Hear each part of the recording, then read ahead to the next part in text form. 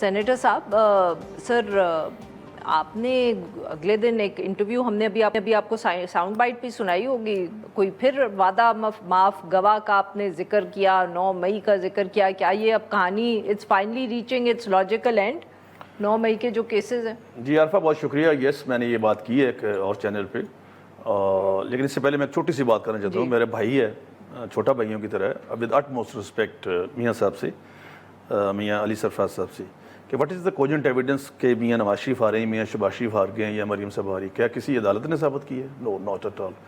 تو خواہشات پہ اور قانون میں بہت زیادہ فرق ہے. میں پھر دوبارہ کہہ رہا ہوں ود اٹ موسٹ رسپیکٹ، میرا فیبرک یہ نہیں کہ میں کسی سے کبھی بھی کسی شعبے بھی لڑوں. اب آپ کی بات جو آتی ہے، یہ جو میٹنگ ہوئی تھی 9 مئی کی، جو میری معلومات ہیں، یہ چکری پہ ایک ریسٹ ہاؤس ہے بہت بڑا. جی جی. تو وہاں پہ 6 لوگ تھے، خاتون تھی، 5 لوگ اور تھے، جن میں بڑے طاقتور لوگ بھی شامل تھے جو اب جیل میں ہیں. تو سر کون طاقتور؟ نام تو مجھے نہیں ان کا پتا تھا، لیکن جی نام کا تو نہیں. طاقتور لوگ بھی ہیں اور آپ کو نام بھی نہیں آتا اور وہ جیل میں بھی ہیں؟ نہیں، میں جدھر آپ اشارہ کر رہے ہیں وہ بھی موجود تھے، لیکن میں کسی اور کی بات کر رہا ہوں. تو وہ جو مجھے میری معلومات ہیں، میرا جو پرسیپشن اور جو میری معلومات ہیں اپنی طور پہ، کہ بہت جلد 50 اس کیس میں 9 مئی والے کیس میں گواہان جو ہیں وہ 100 سے زائد ہیں، 50 کے اوپر ہو چکے ہیں. قلم بند ان کے بیانات، پی ڈبلیوز پروسیکیوشن وٹنسز جو ہیں، اور ایک ابھی گواہ بہت جلد آئے گا جو اپروور کا رول ادا کرے گا. سر یہ کوئی مطلب کہ کوئی جیل میں صاحب ہیں جن کا آپ اشارہ کریں، یا کوئی نیا گواہ ہے جو اپروور بنے گا؟ سب جیل کہہ لیں یا سب جیل کہہ لیں، انڈر وہ ہے مطلب اپنا آرمی کے پاس ہے، سیدھی سی بات. سر وہی نا، آپ جنرل فیض کی بات کر رہے ہیں؟ جنرل فیض کی بات. اچھا، وہ آپ کہہ رہے ہیں کہ اپروور بننے والے ہیں؟ جو میری معلومات ہے، مطلب میں غلط ہو سکتا ہوں، لیکن جو میری معلومات ہے میاں صاحب کھل کے کہہ رہا ہوں، 99% جو میرے معلومات ہیں وہ درست. سب کو پتا سر کیا کیس چل رہا ہے، وہ مطلب ڈیفینیٹ وہ سچی بات کریں گے آ کے، اور پھر یہ جو ٹرائل ہے دوسرے بانی کا یا فانی کا، وہ چلا جائے گا ادھر اپنا آرمی کورٹ میں. سر آپ بھی بانی کہتے ہیں؟ نہیں، فانی بھی کہتا ہوں ساتھ نا. تو میں نے تو دونوں باتیں کی ہیں. اچھا، تو یہ مطلب کہ بجٹ کے فوراً بعد آپ لوگ یہ کیسز اب ختم ہو جائیں گے؟ جی، جو عدالتوں کا روٹین چل رہی ہے بڑی مطلب. تو سر وہ جو گفتگو ہو رہی تھی کہ اب موقع بڑا اچھا ہے، کوئی لوگوں کو ریچ آؤٹ کریں، کوئی حکومت کی ذمہ داری ہے ہیل کریں ملک کو، بھارت کی طرف سے بھی خطرہ ہے، we need to sort of, جس کو کہتے ہیں نا پولرائزیشن ختم کرنی ہے. عارفہ میں سچی بات کرتا ہوں، پیپلز جو ان کی جماعت ہے پی ٹی آئی کی، ان کے اندر بہت گروپنگ ہو چکی ہے، 14 گروپ بن گئے ہیں آج کے دن تک. تو پرابلم از دیٹ کہ یہ یہاں سے کچھ اور بات ہوتی ہے، جب ان کے پاس جاتے ہیں ڈیالہ میں تو وہاں پر کچھ اور. ڈائریکٹ گال کر لو. ہم کیوں ڈائریکٹ کریں نا بات، ہم وہ تو مطلب ایک کنوکٹڈ آدمی ہے نا، تو کنوکٹڈ آدمی سے تو بھی ڈائریکٹ بات نہیں ہو سکتی. نمبر 2، حل اس کا، کل بھی ہم بیٹھے تھے تو پی ٹی آئی کے دوسرے سینئر ایڈوکیٹ اور خان صاحب کے ایڈوکیٹ بھی ہیں، وہ بھی کہہ رہے تھے کہ جس کا حل جو ہے یہ ڈائلیگ سے نکلنا ہے.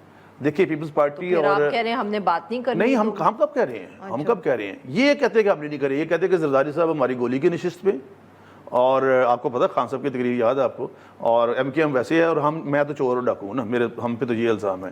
تو 3 دور باتوں کی ہو گئی. اگر یہ میں چور اور ڈاکو مانتے ہیں تو پھر کیوں بیٹھے ہو 3 دوروں میں؟ میرے بھائیوں کی طرح احمد ڈوگر میرے ساتھ 2008 میں ایم پی رہے، at that time he was in the Peoples Party. تو انہوں نے کہا کہ یہ بالکل جو بھی آپ کر رہے ہیں سارا کچھ انہوں نے مانا، لیکن ہم اپنے ظاہر ایز اے ورکر ان کا رائٹ بنتا ہے کہ اپنے لیڈر سے بات کریں. میرا بھی یہ رائٹ بنتا ہے کہ اپنے لیڈر سے پوچھ کے میں آگے بات کروں. جب یہ وہاں پہ پہنچتے وہاں پہ بات خراب ہو جاتی ہے. اور ابھی آپ دیکھیں ڈفرینٹ قسم کے عارفہ، یعنی کہ آپ لوگ گفتگو کرنے کو تیار ہیں؟ اگر یہ دیکھیں حل اس کے آج تک دیکھیں کسی جنگ کا کتنے میسیکار ہوئے ہیں کیتھلکس میں اور پروٹسٹنٹس میں، کتنے میسیکار ہوئے دنیا بھر میں. کبھی کسی کا امن، یہ جو نیلسن منڈیلا 27 یہ ان کو تشبیہ دیتے ہیں خان صاحب کو نیلسن منڈیلا سے، حالانکہ نیلسن منڈیلا نے تو اس کو پیرول کی آفر کی گئی تھی، ہی ریفیوزڈ. انہوں نے اپنی پٹیشن میں لکھا ہے جو ہائی کورٹ میں دائر کی ہے. پاکستان میں بہت سارے لوگ اپنے آپ کو نیلسن منڈیلا وہ کہتے رہے، وہ تو کہنے کو تو کسی بھی کوئی پابندی نہیں ہے.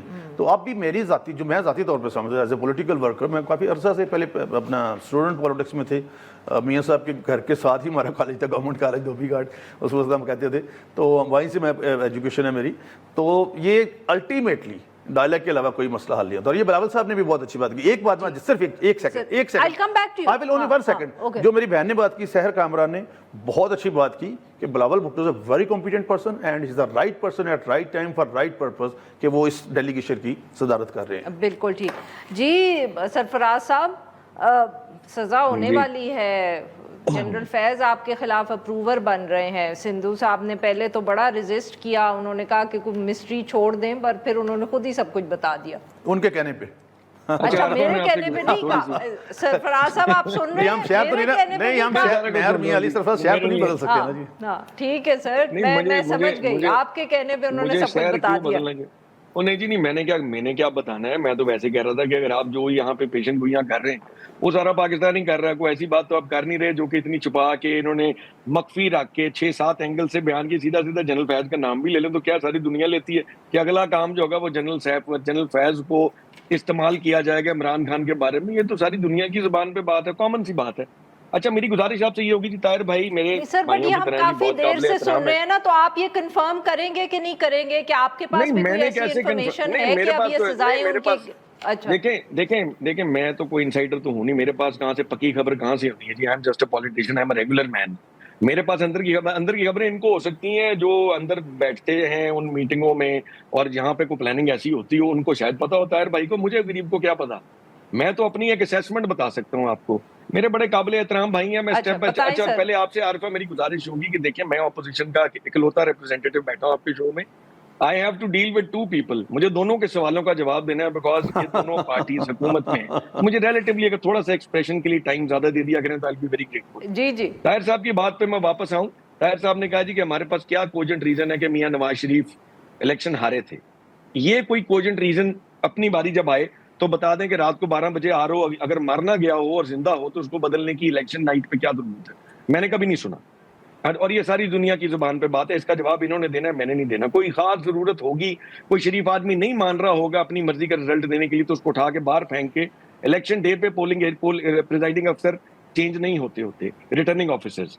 दूसरी बात, ये जो शहर कामरान साहिबा मेरी बहन है, देखें बात फिर वही आती है। इन्होंने कहा जी पीपल्स पार्टी नेशनल इंटरेस्ट के अंदर बात करेगी। बड़ी अच्छी बात अगर पीपल्स पार्टी ने भी क्वेश्चन रेज किया इस इलेक्शन की सैंक्टिटी पे, लेकिन ये तो मुल्क के वसी तर मफाद में जिस तरह हर चीज से बैकआउट कर सकते हैं, कर सकते हैं, क्योंकि जनरल इलेक्शन में इनके 1889 वोट्स थे।